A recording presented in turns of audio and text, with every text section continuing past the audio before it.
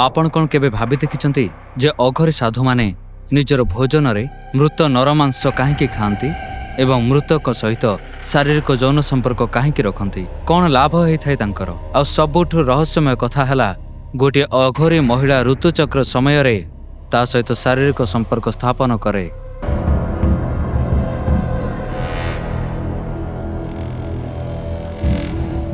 अघरी साधु माने श्मशान साधना काहींकी करती जोठी अन्य माने जीवाको भय करती।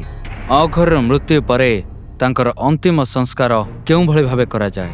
जणे महिला अघरी तार जीवन केमिति अतिबाहित करिथाए। आमे आजी जणे अघरी जीवनर सब तथ्य देवा सहित तांकर रहस्यमय जीवनर अनेक गल्प शुणेबो जहा जानी आपण आश्चर्य हो जिवे।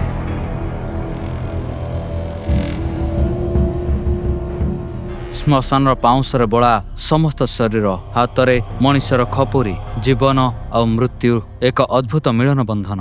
अघरी साधु जहाँकर जीवन साधारण साधु मानक ठार टिके अलगा भयावह एवं रहस्यमय हुए।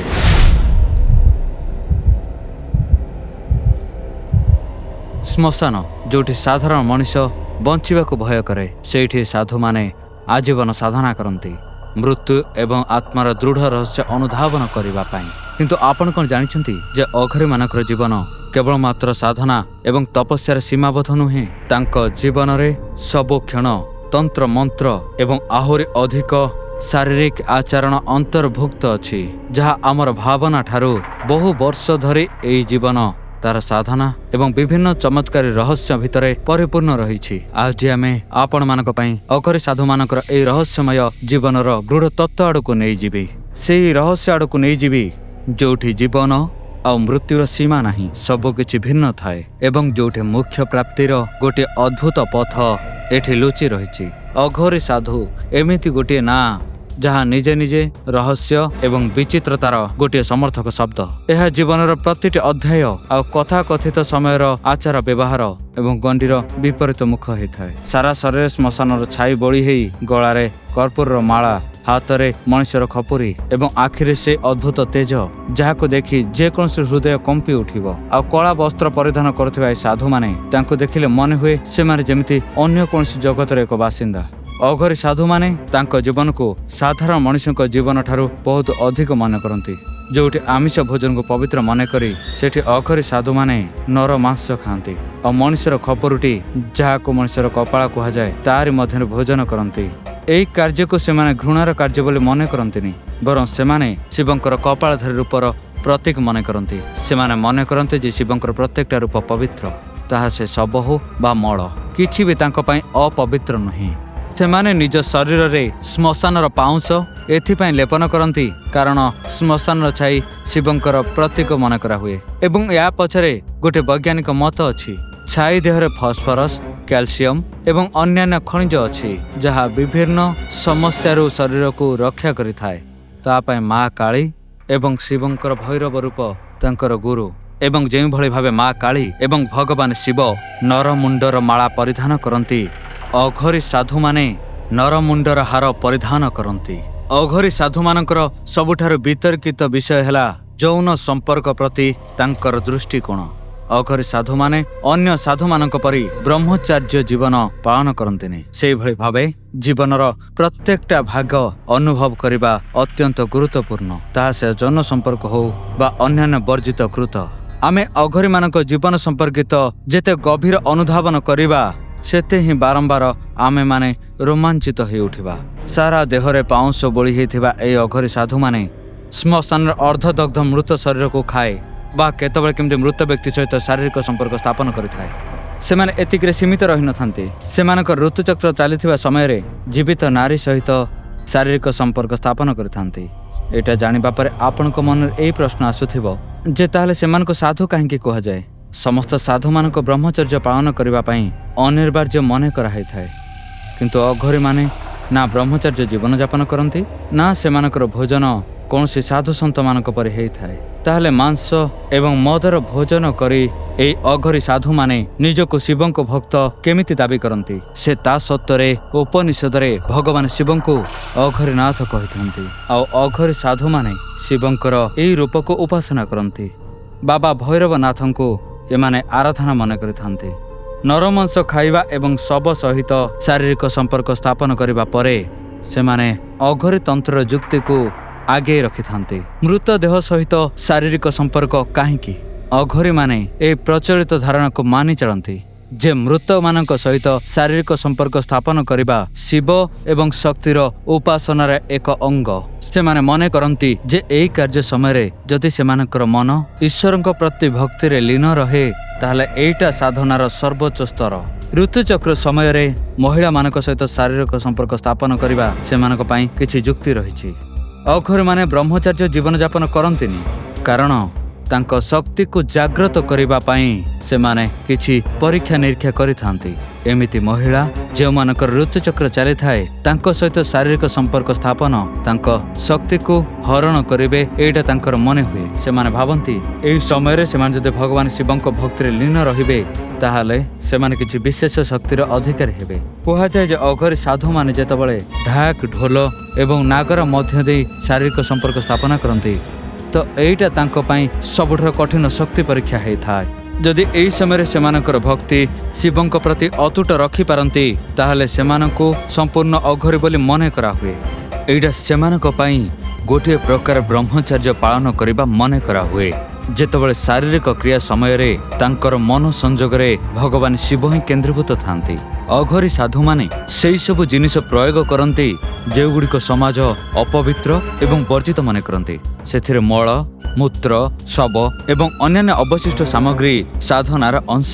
ସେମାନେ ମନେ କରନ୍ତି ଯେ ଶିବ ସବୁଠି ଅଛନ୍ତି, ସେ ଯେତେ ବି ଘୃଣାର ବସ୍ତୁ ହଉନା କାହିଁକି। ତାହେଲେ ଆପଣମାନଙ୍କ ମନରେ ଏହି ପ୍ରଶ୍ନ ନିଶ୍ଚୟ ଆସୁଥିବ ଯେ ଜଣେ ସାଧାରଣ ମଣିଷ ଅଘୋରୀ କେମିତି ହେଇପାରେ? ଏଇଟା କ'ଣ ସାଧନାର ଗୋଟିଏ ସାଧାରଣ ରାସ୍ତା ନା ଆ ପଛରେ କୌଣସି ଗଭୀର ରହସ୍ୟ ଅଛି? ଆସନ୍ତୁ ଆମେ ଏହି ବିଷୟରେ ଆହୁରି ବିସ୍ତାର ଭାବେ ଆଲୋଚନା କରିବା। ଅଘୋରୀ ସାଧୁ ହବାର ପ୍ରକ୍ରିୟା ଏତେଟା ସରଳ ନୁହେଁ ଯେତିକିଟା ସରଳ ଭାବୁଥାଏ। ଗୋଟିଏ ସାଧାରଣ ବ୍ୟକ୍ତିର ଜୀବନ ଶୈଳୀ ଠାରୁ ଏହା ସମ୍ପୂର୍ଣ୍ଣ ଅଲଗା। ସର୍ବପ୍ରଥମେ କେହି ଯଦି ଅଘୋରୀ ହେବାକୁ ଚାହେଁ ତାହେଲେ ତାକୁ ତା ଜୀବନ ସହିତ ଜଡ଼ିତ ସମସ୍ତ ମୋହମାୟା ସମ୍ପର୍କ ଏମିତିକି ନିଜର ପରିଚୟ ପରିତ୍ୟାଗ କରିବାକୁ ହୁଏ। ଆମ ସନାତନ ଧର୍ମରେ ଜନ୍ମଠାରୁ ମୃତ୍ୟୁ ପର୍ଯ୍ୟନ୍ତ 16ଟି ସଂସ୍କାର କଥା କୁହାଯାଇଛି। ଯିଏ ଏହି ସଂସାରରେ ଜନ୍ମ ନିଏ ତାକୁ ଗୋଟେ ଦିନ ଏହି ସଂସାର ଛାଡ଼ି ଚାଲିଯିବାକୁ ହେଇଥାଏ। ଆଉ ଅଘୋରୀମାନଙ୍କର ଆରମ୍ଭରୁ ଏଇଟା ହିଁ ହେଇଥାଏ। ଯଦି କେହି ଅଘୋରୀ ହେବାକୁ ଚାହେଁ ତାହେଲେ ପ୍ରଥମେ ତାକୁ ଜୀବିତ ଅବସ୍ଥାରେ ତାର ଶ୍ରାଦ୍ଧ ବା ପିଣ୍ଡ ଦେବାକୁ ପଡ଼ିଥାଏ। ତାର ମାନେ ହେଲା ସାରା ପୃଥିବୀକୁ ଏହି ଖବରଟା ଦେବାକୁ ହବ ଯେ ସେ ଜୀବିତ ଅଛି, କିନ୍ତୁ ଏବେଠାରୁ ତାର କୌଣସି ମୋହମାୟା ନାହିଁ। ତାର ଏବେ ନା କୌଣସି ଘର ଅଛି ନା ପରିବାର, ଏମିତିକି ଏହି ପୃଥିବୀରେ ତାର ଆଉ କୌଣସି ଅସ୍ତିତ୍ୱ ହିଁ ନାହିଁ। ଏଇଠୁ ଆରମ୍ଭ ହୁଏ ଗୋଟିଏ ସାଧାରଣ ମଣିଷର ଯାତ୍ରା ଅଘୋରୀ ହବାର ଦିଗରେ। ଅଘୋରୀ ହବା ପାଇଁ କୌଣସି ବୟସର ସୀମା ନଥାଏ। ଆପଣଙ୍କ ବୟସ 10 ବର୍ଷ ହେଇଥାଇପାରେ କିମ୍ବା 50 ବର୍ଷ। ବୟସର କୌଣସି ବାଛ ବିଚାର ନାହିଁ। ଏମିତିକି ଜାତି ଧର୍ମ ଏମିତିକି ନାରୀ ପୁରୁଷ ଭିତରେ କୌଣସି ଭେଦଭାବ ଏଠାରେ ଦେଖାଯାଏନି। ଆଉ ହଁ, ଆପଣ ବିଲକୁଲ ଠିକ୍ ଶୁଣିଛନ୍ତି, ଜଣେ ମହିଳା ଅଘୋରୀ ହେଇପାରନ୍ତି। ଏହି ସାଧନା କୌଣସି ବିଶେଷ ବର୍ଗର ମହିଳାଙ୍କ ପାଇଁ ସଂରକ୍ଷିତ ନୁହେଁ, ବରଂ ସେମାନେ ସମସ୍ତଙ୍କ ପାଇଁ ଯିଏ ସଂସାରର ସମସ୍ତ ମୋହମାୟା ତ୍ୟାଗ କରି ଜୀବନକୁ ଗୋଟେ ଅନ୍ୟ ଦୃଷ୍ଟିଭଙ୍ଗୀ ଦେଇ ଦେଖିବା ପାଇଁ ପ୍ରସ୍ତୁତ ଅଛନ୍ତି। ଅଘୋରୀ ହେବା ପାଇଁ ପ୍ରଥମ କାର୍ଯ୍ୟ ହେଲା ଗୋଟିଏ ଗୁରୁ ନିର୍ବାଚିତ କରିବା। ଏଇଟା ସାଧନାର ଗୋଟିଏ ଗୁରୁତ୍ୱପୂର୍ଣ୍ଣ ଅଂଶ।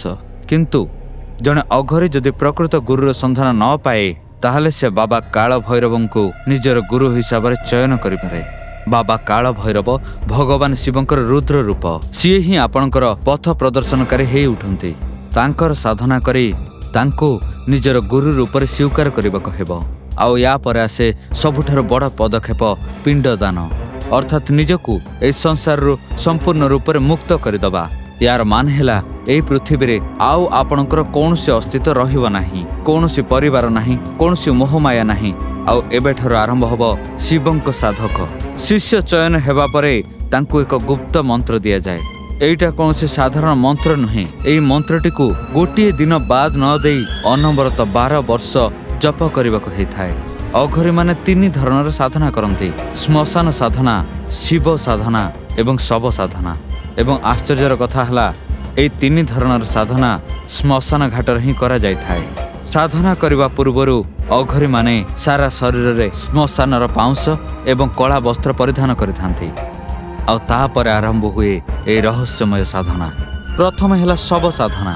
ଅଘରୀମାନେ ତନ୍ତ୍ର ବିଦ୍ୟାର ଅଧିକାରୀ ହେଇଥାନ୍ତି। ଆଉ ଏହି ସାଧନା ରାତିର ଅନ୍ଧକାରରେ ସମ୍ପୂର୍ଣ୍ଣ ହୋଇଥାଏ। ଶବକୁ ମଦ ଆଉ ମାଂସରେ ଭୋଗ ଦେବାକୁ ହେଇଥାଏ। ଆଉ କୁହାଯାଏ ଯେ ସାଧନାର ଶେଷ ସୀମାରେ ପହଞ୍ଚିଲେ ମୃତଦେହ କଥା କହି ଉଠେ। ଏହି ଧରଣର ସାଧନା କାମାକ୍ଷା ପୀଠ, ତ୍ରୟମ୍ବକେଶ୍ୱର, ଉଜ୍ଜୟିନୀ ଏବଂ ତାରାପୀଠର ଶ୍ମଶାନରେ ସମ୍ପନ୍ନ ହୋଇଥାଏ, ଯେଉଁଠି କେବଳ ଅଘରୀମାନେ ଉପସ୍ଥିତ ହେଇଥାନ୍ତି। ୟା ପରେ ହେଲା ଶିବ ସାଧନା। ଏଠାରେ ମୃତଦେହକୁ ମଦ ଆଉ ମାଂସ ଭୋଗ ଦେବା ପରେ ଅଘରୀମାନେ ଶିବଙ୍କ ପାଇଁ ମୃତଦେହ ଉପରେ ସମ୍ପୂର୍ଣ୍ଣ ପଡ଼ିଯାଆନ୍ତି, ଠିକ୍ ଯେମିତି ମାତା ପାର୍ବତୀ ଶିବଙ୍କ ଛାତି ଉପରେ ପଡ଼ିଥିଲେ। ଘଣ୍ଟା ପରେ ଘଣ୍ଟା ଏମିତି ସାଧନା କରି ଅଘରୀମାନେ ନିଜର ଶକ୍ତି ବୃଦ୍ଧି କରିଥାନ୍ତି। ତୃତୀୟ ସାଧନା ହେଲା ଶ୍ମଶାନ ସାଧନା। ଏହି ସାଧନା ହେଲା ଶବ ଆଉ ଶିବ ସାଧନା ଠାରୁ ଅଲଗା ହେଇଥାଏ। ଏଠାରେ ଅଘରୀମାନେ ମୃତଦେହର ପରିବାରକୁ ସାମିଲ କରିଥାନ୍ତି। ସମସ୍ତେ ଯାଇ ଶବ ପାଖରେ ଆରାଧନା କରନ୍ତି। ଏଠାରେ ପ୍ରସାଦ ଜାଗାରେ ମଦ ଆଉ ମାଂସ ଜାଗାରେ କ୍ଷୀରରେ ପ୍ରସ୍ତୁତି ସର ବ୍ୟବହାର କରାଯାଏ। ଆପଣ ଜାଣିଛନ୍ତି କେଉଁଭଳି ଭାବେ ପ୍ରକୃତ ଅଘରୀ ସାଧୁଙ୍କୁ ଚିହ୍ନାଯାଏ? ପ୍ରକୃତ ଅଘରୀ ସାଧୁଙ୍କୁ ଚିହ୍ନିବା ଏତେଟା ସହଜ କଥା ନୁହେଁ। ସେମାନେ ଦେଖିବାକୁ ସାଧାରଣ ସାଧୁଙ୍କ ପରି ହେଲେ ମଧ୍ୟ ତାଙ୍କର ଜୀବନ ଶୈଳୀ ଏବଂ ସାଧନା ଅତ୍ୟନ୍ତ ଗଭୀର ଏବଂ ରହସ୍ୟମୟ ହୋଇଥାଏ। ଅଘରୀ ବିଦ୍ୟା ଯେଉଁମାନେ ଜାଣନ୍ତି ସେମାନେ କୁହନ୍ତି ଯେ ପ୍ରକୃତର ଅଘରୀ ସେମାନେ କେବେ ବି ସାଧାରଣ ଜଗତରେ ପଦାର୍ପଣ କରିପାରିବେନି। ଯଦିଓ ସେମାନେ ସମାଜ ଭିତରେ ବାସ କରନ୍ତି ତାହେଲେ ସେମାନେ କେବେ ବି କାହାକୁ ଦେଖେଇ ହୁଅନ୍ତିନି। ସେମାନେ ନିଜର ସାଧନାରେ ଲୀନ ଥାନ୍ତି। ଯଦି କୌଣସି ଅଘରୀ ନିଜ ପାଇଁ ଟଙ୍କା ଚାହାନ୍ତି ତାହେଲେ ବୁଝିନେବେ ସେମାନେ ପ୍ରକୃତ ଅଘରୀ ନୁହନ୍ତି। କାରଣ ପ୍ରକୃତ ଅଘରୀ କେବେ କାହାଠାରୁ କିଛି ବି ଚାହାନ୍ତି ନାହିଁ। କଳି ଯୁଗରେ ଯେ କେହି ବି କଳା କପଡ଼ା ପିନ୍ଧି ଦେହରେ ପାଉଁଶ ବୋଳି ହେଇ ହାତରେ ମଣିଷର ଖପୁରି ଧରି ଅଘରୀଙ୍କ ପରି ବ୍ୟବହାର କରିପାରନ୍ତି, କିନ୍ତୁ ସେମାନଙ୍କର ପ୍ରକୃତ ପରିଚୟ ସେମାନଙ୍କର ସାଧନାରେ ଥାଏ। ଯେଉଁଠିକି ଟଙ୍କା ପଇସା ଆସେ ସେମାନଙ୍କ ଠାରୁ ଦୂରେଇ ରହିବାଟା ବହୁତ ଭଲ। ଟଙ୍କା ପଇସା ମଣିଷ ତିଆରି କରିଛି, ଭଗବାନଙ୍କ ପାଖରେ ଏସବୁ ପ୍ରୟୋଜନ ନାହିଁ। ଅଘରୀମାନଙ୍କ ଜୀବନରେ ଏଇଟା କୁହାଯାଏ ଯେ ସେମାନେ ଯୋଉଠି ବି ଥିଲେ ମଧ୍ୟ ତାଙ୍କର ଜନକଲ୍ୟାଣ ଚିନ୍ତା ସବୁବେଳେ ମନ ଭିତରେ ରହିଥାଏ। ଯଦି କାହା ଉପରେ ବି ସେ ପ୍ରସନ୍ନ ହୁଅନ୍ତି ତାହେଲେ ସେମାନେ ନିଜର ସିଦ୍ଧିର ଫଳ ଦେଇ ସେମାନଙ୍କୁ ଉପକୃତ କରିଥାନ୍ତି। ଆଉ ଯଦି କାହାକୁ ସେ ପସନ୍ଦ କରିଥାନ୍ତି ତାହେଲେ ତାଙ୍କୁ ତନ୍ତ୍ରବିଦ୍ୟା ଶିଖେଇବାକୁ ଦ୍ୱିତୀୟ ଥର ଭାବନ୍ତିନି। କିନ୍ତୁ ସାବଧାନ, ତାଙ୍କର କ୍ରୋଧ ଅତ୍ୟନ୍ତ ଭୟଙ୍କର ହୋଇଥାଏ। ମନୋଜ ଠୋକର ଯିଏ ଅଘରୀ ବାୟୋଗ୍ରାଫିକାଲ ନୋବେଲ ଲେଖିଥିଲେ, ସେ କହିଥିଲେ ଯେ ଅଘରୀମାନେ ଅତ୍ୟନ୍ତ ସରଳ ସ୍ୱଭାବର ହେଇଥାନ୍ତି ଏବଂ ପ୍ରକୃତିର ସାଙ୍ଗ ହିଁ ପସନ୍ଦ କରିଥାନ୍ତି, କାରଣ ସେଥିରେ କିଛି ଚାହିଦା ନଥାଏ। ଏମିତିକି ଟଙ୍କା ପଇସା ନୁହେଁ, ତାଙ୍କର ସାରା ଜୀବନ ଅନ୍ୟର କଲ୍ୟାଣ ପାଇଁ ପ୍ରାର୍ଥନା କରିବାରେ ହିଁ ଯାଇଥାଏ। ଅଘରୀ ସମସ୍ତଙ୍କୁ ଈଶ୍ୱରଙ୍କର ଅଂଶ ଭଳି ଦେଖିଥାନ୍ତି। ତାଙ୍କର ନା କାହା ପ୍ରତି କୌଣସି ଘୃଣା ଅଛି ଆଉ ନା ସେ କାହାକୁ କେବେ ଅସ୍ୱୀକାର କରନ୍ତି। ସେଇଥିପାଇଁ ସେମାନେ ମଣିଷ ବା ପଶୁର ମାଂସ ମଧ୍ୟରେ କୌଣସି ଭେଦଭାବ କରନ୍ତିନି। ପଶୁର ବଳି ତାଙ୍କର ପୂଜା ପଦ୍ଧତିରେ ଏକ ଗୁରୁତ୍ୱପୂର୍ଣ୍ଣ ଅଂଶ ହୋଇଥାଏ। ଆଉ ହଁ, ସେମାନେ ଗଞ୍ଜେଇ ସେବନ କରନ୍ତି, କିନ୍ତୁ ନିଶାଗ୍ରସ୍ତ ଅବସ୍ଥାରେ ସେ ନିଜ ବିଷୟରେ ସମ୍ପୂର୍ଣ୍ଣ ଜ୍ଞାନ ରଖିଥାନ୍ତି। ଆପଣ ଜାଣିଛନ୍ତି ଯେ ଅଘରୀ ସାଧୁମାନଙ୍କର ଅନ୍ତିମ ସଂସ୍କାର କେଉଁଭଳି ଭାବରେ କରାଯାଇଥାଏ ଏବଂ ତାଙ୍କ ମୃତଦେହରେ ବା କ'ଣ ହେଇଥାଏ? ଅଘରୀମାନଙ୍କର ଅନ୍ତିମ ସଂସ୍କାର ହିନ୍ଦୁ ଧର୍ମର କଥାକଥିତ ଏବଂ ଆଚାର ବିଧି ସହିତ କିଛିଟା ମେଳ ଖାଉଥିଲେ ମଧ୍ୟ ୟା ଭିତରେ କିଛି ଅଦ୍ଭୁତ କଥା ପରିଲକ୍ଷିତ ହେଇଥାଏ। ଯେତେବେଳେ କୌଣସି ଅଘରୀ ମୃତ୍ୟୁ ଲାଭ କରିଥାଏ ସେତେବେଳେ ତାର ଶରୀର ସାଧାରଣ ଭାବରେ ପୋଡ଼ା ହେଇନଥାଏ। ମରିଗଲା ପରେ ଅଘରୀମାନଙ୍କର ଅନ୍ତିମ ସଂସ୍କାର ଶ୍ମଶାନର ନିକଟବର୍ତ୍ତୀ ଗଙ୍ଗା ବା କୌଣସି ପବିତ୍ର ଜଳରେ କରାହେଇଥାଏ। ମୃତ ଅଘରୀର ଶରୀର ହୁଏତ ପୋଡ଼ି ଦେବାକୁ ହେଇଥାଏ, ନହେଲେ ପୋତି ଦେବାକୁ ହେଇଥାଏ ବା କୌଣସି ପବିତ୍ର ଜଳରେ ଭସେଇ ଦେବାକୁ ହେଇଥାଏ। ଅଘରୀ କେବେ ତାଙ୍କର ସାଙ୍ଗ ଅଘରୀର ମୃତଦେହ ଖାଆନ୍ତି ନାହିଁ। କିଛି ଅଘରୀ ତାଙ୍କର ଅନ୍ତିମ ଇଚ୍ଛା ପ୍ରକାଶ କରନ୍ତି ଯେ ତାଙ୍କ ଶରୀର ଯେମିତି ଗଙ୍ଗାରେ ଭସେଇ ଦେବାକୁ ହେଇଥାଏ ବା ଶ୍ମଶାନ ଘାଟରେ ରଖିଦେବାକୁ ହେଇଥାଏ। ତାହେଲେ ବନ୍ଧୁମାନେ, ଏଇଭଳି କରାଯାଇଥାଏ ଅଘରୀ ସାଧୁମାନଙ୍କର ଅନ୍ତିମ ସତ୍କାର। ତାଙ୍କର ସାରା ଜୀବନ ଭଳି ଅନ୍ତିମ ସଂସ୍କାର ସେମାନଙ୍କର ଅତ୍ୟନ୍ତ ଅଦ୍ଭୁତ ଏବଂ ରହସ୍ୟମୟ ହୋଇଥାଏ।